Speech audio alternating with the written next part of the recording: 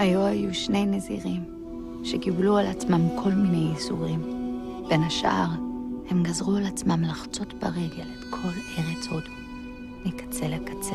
I had been thinking about directing this since I read the book 10 years ago when it came out in translation in English, and then it took me a long time to sort of get all of my energy together and focus together.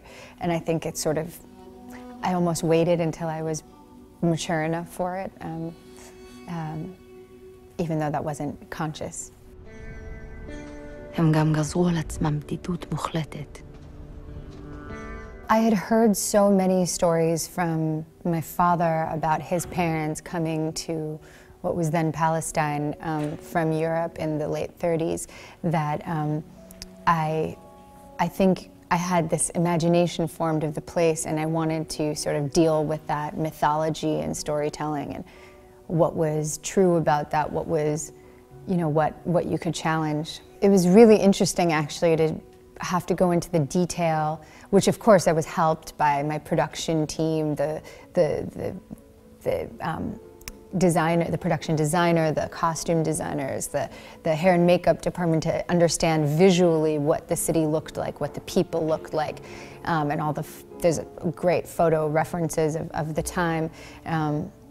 So that was really interesting to enter in one way, and then of course on the psychological aspect of what that meant for people to leave Europe and come to the desert, you know.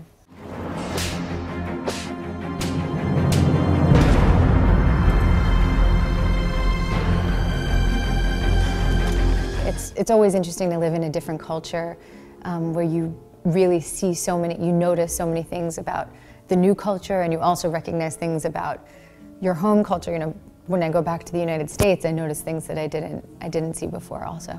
Well, I was just talking about how, you know, when we go grocery shopping in the United States, it's like you take a whole cart and you fill it up for like the week, if not the month, you know, and in France, like you get like, for the next meal, you get like 4 items, and it's a different like concept of life almost. French expression that I like, there's a lot. Well, I mean, the funny one that I'm like, is this nonsense words or is this, but then you hear everyone saying it when people go like, ah bah dis donc. That always makes me laugh. I'm like, I don't exactly know what it means, but I kind of get the feeling. אתה חושב שחטאתי בכך שנשאתי את האישה ההיא על גבי? וחברו השיב לו בשאלה. מה? אתה עדיין סוחב אותה על הגב?